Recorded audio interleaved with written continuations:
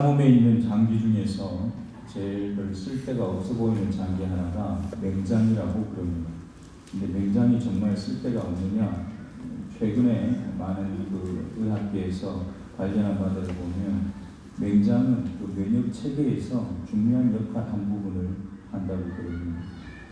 특별히 그 맹장 끝에 이 뭐가 달려있는 춘수라고 하는 게 맹장 끝에 달려있다. 그래서 우리가 보통 배 아파서 가서 맹장염이다 할 때는 대부분 맹장의 문제가 아니고 춘수염일 경우가 많다고 그렇게 얘기를 해요. 이 춘수라고 하는 것이 어떤 역할을 하는가 하면 유용한 장내 세균들을 육성하고 촉진시키는 역할을 그 춘수에서 한다고 그럽니다. 그리고 또 그 춘수가 림파 조직으로 거의 다 만들어져 있어서 이게 이 장내 세균들을 보관도 한다고 그래요. 이게 굉장히 중요한 역할을 하는 겁니다.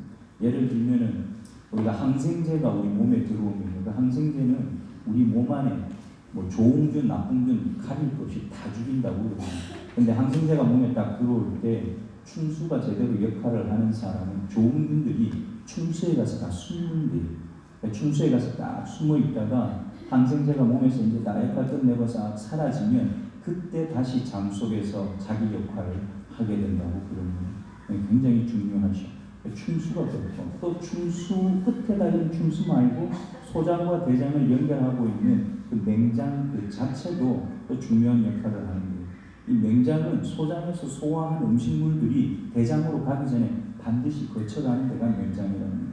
맹장에 오면 수분이나 염분이 아직 다 소화되지 못하고 남은 채로 거기에 오면 그 수분과 염분은 맹장에서 걸러주는 역할을 한다고 합니다. 그리고 또 거기서 소화가 조금 덜 돼 보이는 것들은 윤활유를 그 맹장에서 이렇게 내가지고 그걸 묻혀가지고 잘 넘어갈 수 있도록 대장으로 보내주는 역할을 맹장에서 한답니다. 맹장이 쓸데 있습니까? 없습니까? 쓸데 있습니다.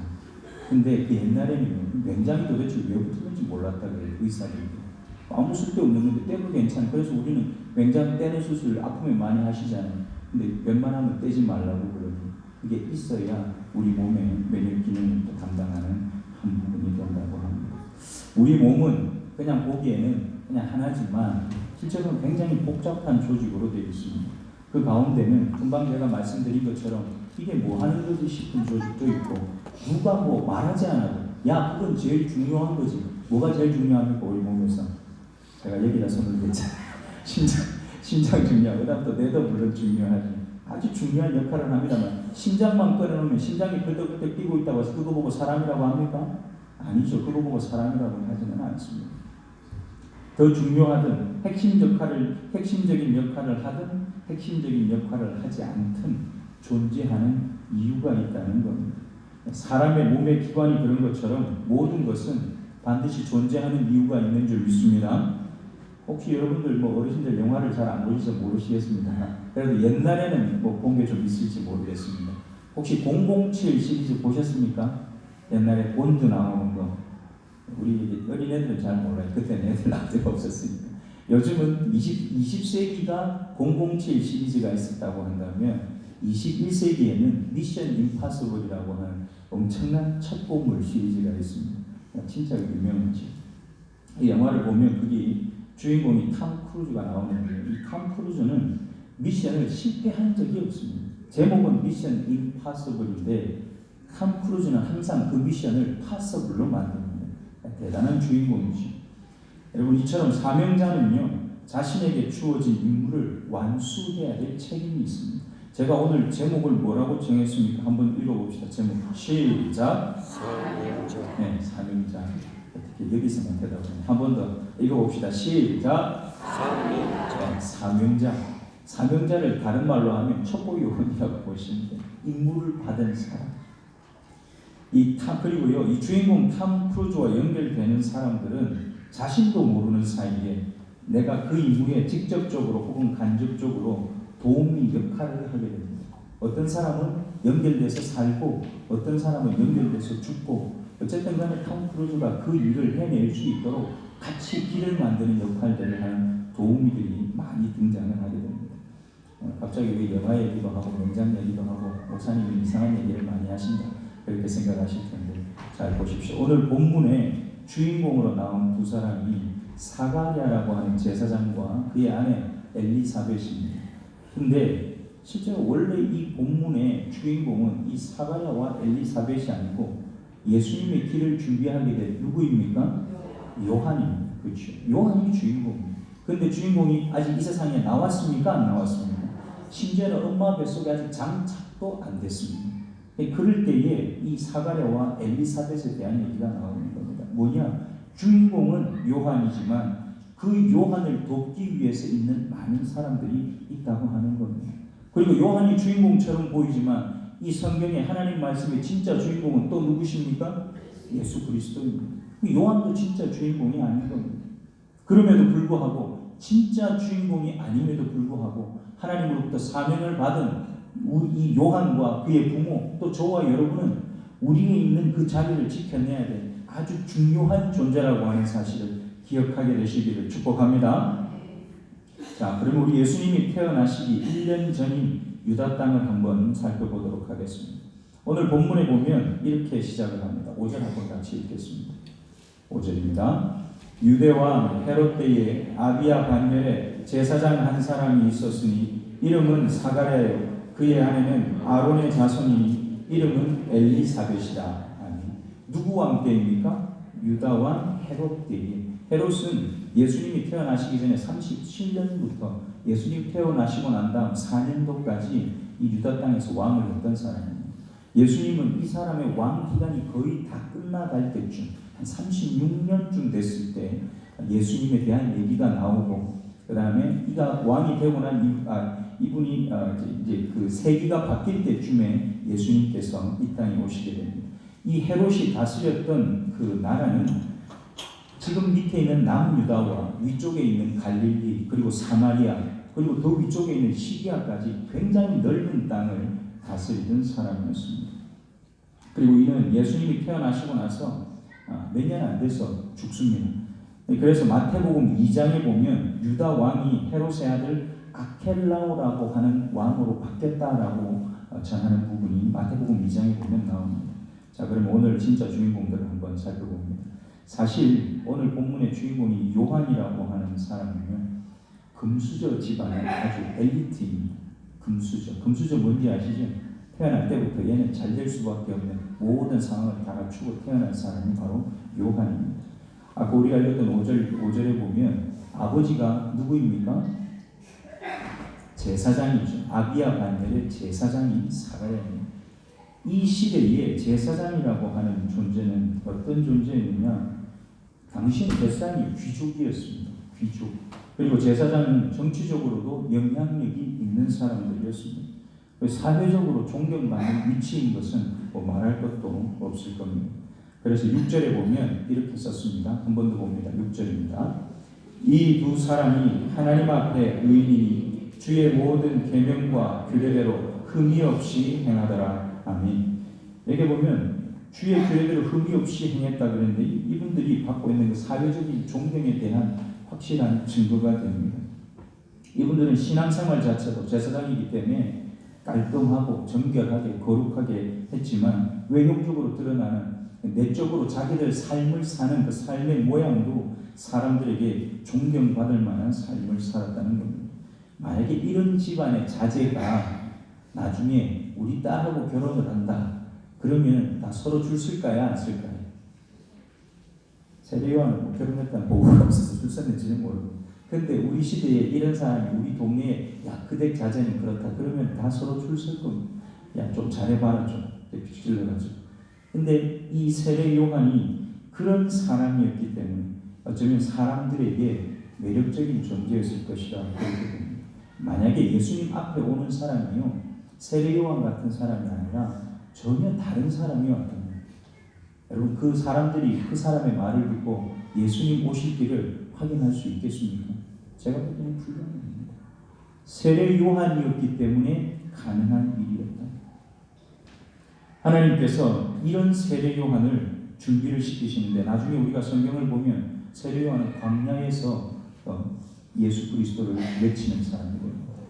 광야로 가서 사람들을 가르치고 광야에서 사람들에게 세례를 베풀고 그렇게 사는 사람이 세례 요한이 됩니다. 이런 집안의 사람이었기 때문에 그가 나중에 한 행복까지도 그에게는 전부 다 플러스가 되는 겁니다. 플러스. 성실했고 많은 사람들의 본이 되었던 이 사가랴 부부에게 한 가지 흠이 있는데 그게 뭐냐? 금방 말씀드린 요한이 아직도 뱃속에 안 들어섰다는 겁니다. 자식이 없었습니다. 이 본문을 소개를 보게 되면 도대체 이 부부가 아이를 가질 가능성은 거의 제로에 가깝다고 보여집니다. 7절 한번 더 같이 보겠습니다. 7절입니다. 엘리사벳이 잉태를 못함으로 그들에게 자식이 없고 두 사람의 나이가 많더라. 아멘. 그런데 이런 얘기가 우리는 이렇게 읽으면 별로 절망스럽지 않습니다. 왜냐하면 창세기부터 시작해서 애 못 낳는 여자가 애를 낳은 그 기사가 많이 나오잖아요. 심지어는 할머니가 애를 낳고 애 못 낳는 사람이 애 낳는 얘기가 한두 군데가 아니에요. 여러 군데서 나오거든요. 근데 우리는 그렇게 알지만 당사자인 이 사가랴와 엘리사벳은 그것을 압니까 모릅니까? 물론 뭐 두루마리 성경 봐서 알기는 하겠지만 제가 보니까 몰랐던 것 같아요. 왜 몰랐을까? 어쨌든 간에 이분들이 자기들의 일이기 때문에 그 부분이 애가 없다는 게 굉장히 신경이 쓰였을 겁니다. 지금 우리 입장에서야 그럴 수도 있겠거니 하나님께서 달아내 주시겠지. 무자식이 상팔자다 이런 말도 요즘은 하잖아요. 우리는 아무도 그런 말 안 하지만 저 다른 데 가면 무자식이 상팔자가 있지. 근데 이 시대는 무자식이 상팔자가 아니고 자식이 없으면 어떻게 됩니까?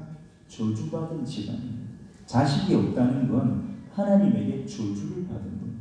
제사장 집안이잖아요. 근데 자식이 없어요. 이거 어떻게 감당하겠습니까? 제가 볼 때는 그들에게 자식이 없다고 하는 이 사실이 사가랴와 엘리사벳이 그 하나님 앞에서 제사장의 직무를 성실하게 감당하고 또 삶의 자리에 돌아갔을 때도 사람들에게 우리는 하나님이 세운 사람들이다 하는 걸 보여줄 수밖에 없도록 살게 만들지 않았을까 그런 생각을 한번 해봤습니다. 이 모든 상황을 연출하신 분이 누구시냐? 바로 하나님이십니다. 그런데 이 하나님이 이 부부에게 은혜를 주시려고 오늘 사가랴를 독대하러 오십니다. 이 독대하러 오는 장면도 보면 하나님께서 상황을 계속 만들어 가십니다. 어떻게 만드시느냐? 첫 번째는 그 성소에 들어올 수 있는 제사장으로 그가 뽑히게 하십니다. 이때는 역대하 우리 24장을 보면 제사장의 반열이 있습니다. 역대상 24장입니다. 제사장의 반열이 24반차로 나누어집니다. 24반차로 나눠서 1년에 2번, 한 번 들어올 때마다 일주일씩 성소의 일을 전적으로 감당하고 끝나고 나면 자기 집으로 돌아가는 그 일들을 계속하게 되어 있습니다. 그런데 그 반차에 들어갔다 할지라도 지성소에 들어가는 거예요. 지성소에 들어가서 향을 분향을 한다든지 그 지성소 안을 청소하는 그런 일은 한 사람에게만 그 역할이 주어집니다. 오늘 본문에는 제비 뽑아서 그가 뽑혔다고 얘기합니다. 하나님께서 사가랴를 만나기 위해서 상황을 좁혀 사가랴가 제사장으로 일하러 올 때 그리고 온 사람들 중에 사가랴가 제비를 뽑도록 하나님께서 모든 상황을 그렇게 만들어가고 계신 것을 볼 수 있습니다. 주인공이 없는데도 제가 보니까 저 혼자 그랬는지 모르겠지만 설교를 준비하면서는 요한이 없는데도 너무 얘기가 재미가 있는 거예요. 그런데 진짜 정작 기뻐해야 될 사람 누가 정작 기뻐해야 됩니까? 누가 기뻐해? 애를 낳는다 하면 누가 기뻐해야 됩니까? 제가 기뻐해야 됩니까? 누가 기뻐해야 됩니까? 그 집 아버지 엄마가 기뻐해야 될 거 아니에요. 근데 아버지가 별로 안 기뻐해요. 감동이 없어요. 놀랍고 무서워가지고 벌벌 떨기만 하지 기쁘지를 않습니다. 자기들이 기도를 그동안 해왔기 때문에 그 기도에 대한 응답이다 천사가 얘기를 해주는데도 별로 기쁘지가 않습니다. 오늘 본문 우리가 읽지는 않았는데요. 18절을 한번 보겠습니다. 이 사가랴가 별로 안 기뻤다는 게 18절을 보면 정확하게 나타납니다. 18절 같이 읽습니다. 사가랴가 천사에게 이르되 내가 이것을 어떻게 알리요? 내가 늙고 아내도 나이가 많으니이다. 아멘. 이게 기쁜 사람 입에서 나오는 소리입니까? 기쁜 게 아니라 지금 이게 무슨 소리야? 당황하기도 하고 이건 지금 안 되는 상황인데 불가능한 상황인데 뭐 준다고 하시니까 무슨 소리 하십니까? 그게 진짜면 나한테 증거를 보여주십시오. 지금 그렇게 도로 대묻고 있는 겁니다. 이 얘기를 읽으니까 그 예화가 하나가 생각이 나는 게 있었습니다. 어느 마을에 비가 너무 안 와가지고 어느 날 수요일 저녁에 목사님이 예배하러 다 모였는데 저녁에 설교 끝나고 나서 기도하는 시간에 목사님께서 통성기도를 좀 하자. 요즘 비가 안 와서 우리 마을이 큰일 나게 생겼다. 당장 비 안 오면 우리 지금 농사도 그렇고 굉장히 문제가 심각하다. 논바닥 갈라진 거 보셨지 않냐? 우리 오늘 밤에는 좀 비 내리게 해달라고 하나님 앞에 좀 매달리자. 그러니까 기도를 엄청 했습니다. 우리가 수요일에 하는 것보다 더 열심히 했나 봐요. 엄청 했어요. 근데 예비 다 끝나고 집에 돌아갔습니다. 다음날 아침에 애가 한 집에, 집사님 집에 애가 학교를 가는데 우산을 들고 나갑니다. 집사님 애를 보고, 야! 너 우산 왜 갖고 가? 어저께 비 오게 해달라고 기도했잖아요. 그 지금 비 오면 어쩌냐 싶어서 우산을 들고 나간 거예요. 근데 엄마는 우산 들고 나니까 뭐라고요? 우산 뭐하러 갖고 가냐는 겁니다. 어젯밤에 기도한 거는 다 뭡니까? 어젯밤에 기도한 건 다 뭡니까? 괜히 헛짓한 거지. 기도를 왜 했는지 몰라요. 지금 이 사가랴가 지금 딱 그런 겁니다. 분명히 자기가 열심히 하냐고 기도했을 겁니다. 하나님 우리에게도 애기를 좀 주십시오. 제사장 집안에 애가 없어요. 이게 무슨 꼴입니까? 넘부끄러워 얼굴을 못 들고 다니겠습니다. 얼마나 기도했겠습니까? 뭐 지금은 포기했는지 모르겠지만 어쨌든 간에 하나님이 주신다고 하는데 감사합니다. 우리의 기도에 응답해 주셨습니다가 아니라 무슨 말씀하십니까? 그럼 증거를 보여주십시오. 그럼 내가 믿을게요. 지금 사람을 그렇게 얘기를 하고 있는 겁니다. 물론 이럴 수밖에 없을 겁니다. 내가 봐도 그렇고 남이 봐도 그렇고 도무지 애가 나올 수 있는 상황이 아니니까 어떻게 믿어지겠습니까? 그래서 믿음이 없는 벌로 아이를 얻을 때까지 말을 못하게 되는 벌을 18절 이후에 보면 받게 됩니다. 다시 앞으로 돌아가서 천사가 이 사가랴에게 하나님의 명령을 전달하는 과정을 이렇게 좀 보면 너무너무 좋은 말들이 많이 있습니다. 13절 한번 같이 읽겠습니다. 13절입니다. 천사가 그에게 이르되 사가랴여 무서워하지 말라. 너의 간구함이 들린지라. 내 아내 엘리사벳이 내게 아들을 낳아 주리니 그 이름을 요한이라 하라. 아멘. 13절도 그렇고 14절, 15절, 16절, 17절까지 이 천사가요 온갖 아이에 대한 좋은 얘기를 다 해주는데 명령은 딱 한 가지밖에 없습니다. 명령 어떤 게 명령입니까? 이름을 요한이라. 그거 한 가지만 명령이에요. 여러분 누군가의 이름을 짓는다. 우리 집의 이름을 저 옆집에 사는 아저씨가 짓겠습니까? 뭐 지금도 그렇게 하지 않습니다. 근데 이 시대에는 어떤 거냐? 아들의 이름을 지을 권리와 권한은 아버지에게 있습니다. 근데 아버지가 이름을 지었습니까? 못 지었습니까? 아버지가 못 지었습니다. 누가 이름을 지었습니까? 하나님께서 지어서 보내주셨습니다. 그 애 이름을 요한이라고 해라. 여러분 하나님께서 그 이름을 지으셨다고 하는 것, 그건 어떤 의미냐 하면 네 아들에 대한 소유권이 내게 있다. 너를 통해서 나왔지만 그 아들에 대한 소유권은 내게 있다라고 하는 것을 얘기하시는 겁니다. 굉장히 중요한 부분입니다.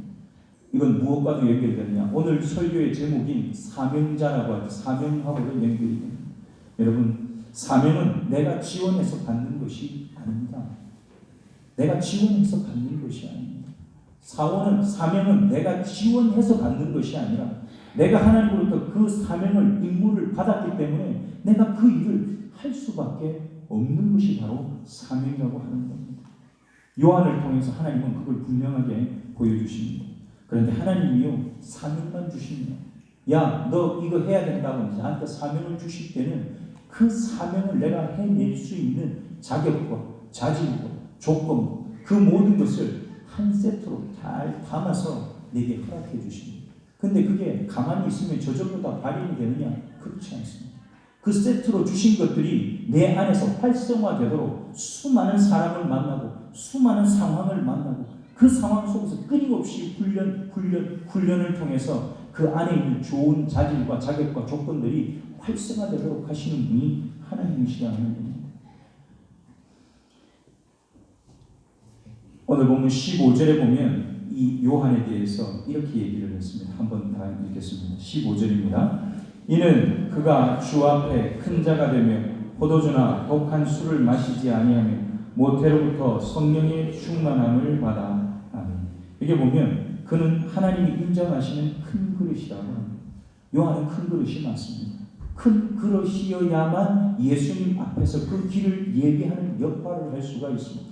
아까도 말씀드렸지만 그렇지 않으면 아무도 쳐다보지 않았을 겁니다. 요한은 큰 그릇이기 때문에 그 일을 감당할 수가 있었습니다. 그가 태어나서 나는 큰 그릇이 돼야 되겠다 해서 큰 그릇이 된 것이 아니라 그는 큰 것으로 큰 그릇으로 태어난 사람이에요. 여러분 성경이 큰 그릇에게 큰 상을 준다 그렇게 얘기한 거 보신 적 있습니까? 성경은 그렇게 말하지 않습니다.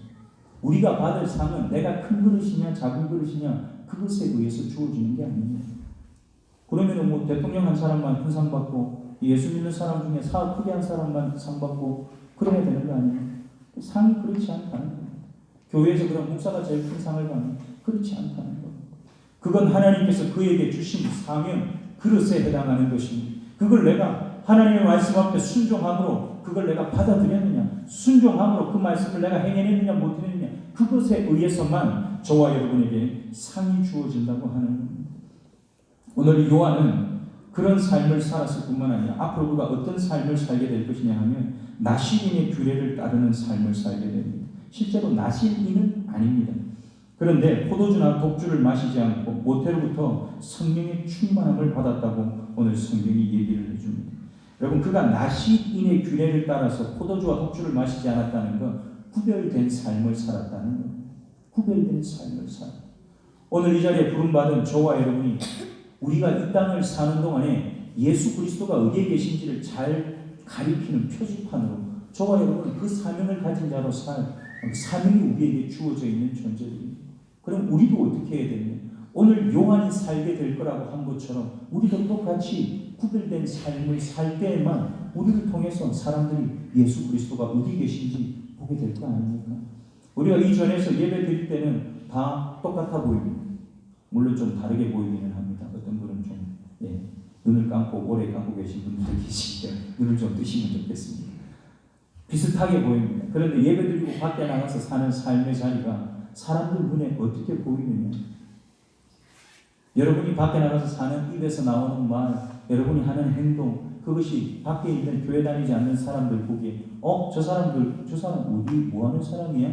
생초교회 다닌다던데? 그러면 이 생초교회 예수 그리스도의 몸된 생초교회로 그들의 시선과 그들의 발걸음이 옮겨지는 겁니다. 어디에 사는 사람이야? 생초교회에 야 신화 잘하라고 그래. 그러면 영원히 우리 교회는 예수 그리스도가 이곳에 계신 것을 보여주기 힘든 교회가 되는 겁니다. 저는 저와 여러분이 구별된 삶을 살게 되시기를 축복합니다. 오늘 그가 말과 행실을 하나님 앞에서 삼가며 살았다.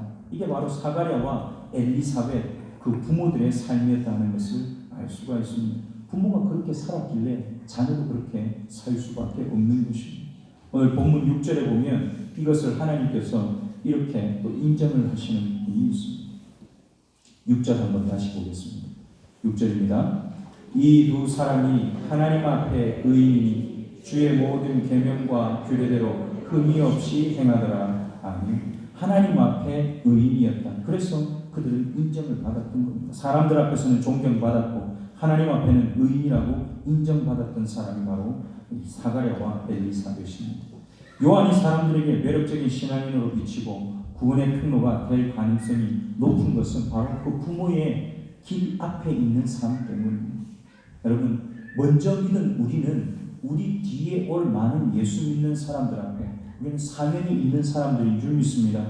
오늘 세례요한의 부모가 그랬고 세례요한의 삶이 앞으로 그렇게 될 것인 것이죠. 저와 여러분은 바로 그런 존재로 오늘 부름을 받았다는 겁니다. 이 세례요한이 갑자기 툭 튀어나왔느냐? 그렇지 않습니다.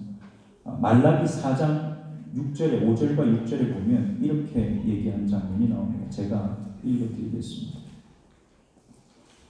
말라기 4장 5절과 6절 9절 제가 읽겠습니다. 보라, 여호와의 크고 두려운 날이 이르기 전에 내가 선지자 엘리야를 너희에게 보내리니 그가 아버지의 마음을 자녀에게로 돌이키게 하고 자녀들의 마음을 그들의 아버지에게로 돌이키게 하리라. 돌이키지 아니하면 두렵건대 내가 와서 저주로 그 땅을 칠까 하노라 하시니라. 아멘. 이 말라기 4장 5절과 6절에 나와 있는 이 말씀이 오늘 우리가 읽었던 본문 16절과 17절에 보면 똑같이 표현이 되어 있습니다. 한번 보겠습니다. 16절, 17절 함께 읽습니다. 이스라엘 자손을 주 곧 그들의 하나님께로 많이 돌아오게 하겠습니다. 그가 또 엘리야의 신령과 능력으로 주 앞에 먼저 와서 아버지의 마음을 자식에게 거스르는 자를 의인의 슬기에 돌아오게 하고 주를 위하여 세운 백성을 준비하리라. 아멘. 여러분, 엘리야의 신령과 능력으로 주 앞에 온 사람이 바로 요한입니다. 스펙으로 보자면 이 요한이 엘리야보다 훨씬 빵빵합니다. 그런데 그 빵빵한 스펙 위에다가 이 요한은 뭘 하나님이 더 주셨는가 하면 엘리야의 신령과 엘리야의 능력을 그에게 부어주셨습니다. 엘리야는 구약에서 얘기하는 가장 이스라엘이 존경하는 선지자입니다. 그 선지자의 능력이 요한의 것이 되었다는 누가 봐도 저절로 고개가 숙여지고 신뢰가 가는 모든 자격과 조건과 자질을 이 요한이 다 갖추었습니다. 여러분, 그래서 요한에게는 딱 한 가지만 요구가 됐습니다. 이 많은 자질과 자격과 조건과 좋은 걸 다 가진 요한에게 딱 한 가지만 요구가 됐습니다. 그게 뭐냐? 예수 그리스도께서 오실 길을 준비하는 것. 누가 예수 그리스도이신지를 정확하게 가르쳐주는 것. 그거 한 가지만 요한에게 요구되는 것이었습니다. 오늘 예배 부름받은 저와 여러분들, 우리에게 요구되는 딱 한 가지가 바로 그겁니다. 예수가 어디 계신가? 예수가 누구신가? 그분은 누구와 같으냐? 그걸 세상 사람들이 저와 여러분을 통해서, 우리 생초교회를 통해서 보게 되기를 간절히 소원합니다. 사랑하는 생초교회 성도 여러분, 예수님은 이미 십자가라는 거대한 목표를 세우셨습니다. 우리는 이미 그 십자가를 다 통과하고 구원의 복을 우리의 것으로 받은 사람들입니다. 그것은 우리가 부름받았다는 얘기입니다. 우리가 부름받았다는 말은 사명을 받았다는 말입니다. 그것은 이제야 우리에게 알려진 것이 아니라 처음부터 오늘 하나님께서 요한과 그 부모를 준비하신 것처럼 세밀하게 계획하시고 준비하셔서 우리를 부르셨다 하는 겁니다. 우리는 모두 사명자로 부름을 받은 줄 믿습니다. 어떤 사명을 받았느냐? 아까 제가 말씀드린 것처럼 예수님이라고 하는 우리의 구세주이시고 왕이신 분을 가리키는 표지판으로서의 사명을 저와 여러분은 받았습니다. 어쩌다 보니까 그렇게 된 것이 아닙니다. 요한이 하나님의 계획 안에 세밀하게 준비된 것처럼 저와 여러분들도 그렇게 세밀한 계획과 준비를 통해서 사명을 받은 줄 믿습니다. 그 일에 사가랴와 엘리사벳과 같은 통로가 되어준 여러 사람들이 있을 수 있습니다. 오늘 설교 처음에 말씀드렸던 맹장과 그 맹장 끝에 붙어있는 충수, 별볼 일 없어 보여도 꼭 필요한 존재인 것처럼 아까 제가 얘기드린 그 영화에 나오는 주인공 탐 크루즈가 주인공이긴 하지만 혼자 한 것이 아니라 수많은 도우미들이 함께 그 미션을 완수하는 것처럼 오늘 우리는 이미 사명자고 또 우리 외에 또 다른 사명자를 도와서 하나님의 미션을 완수하는 사람들이 저와 여러분들이라고 하는 겁니다. 우리 구세주 예수님이 오신 것을 기억하고 기념하는 12월에 저와 여러분에게 맡겨진 사명을 성공적으로 잘 감당하는 주인공으로 사시기를 축복합니다. 기도하겠습니다.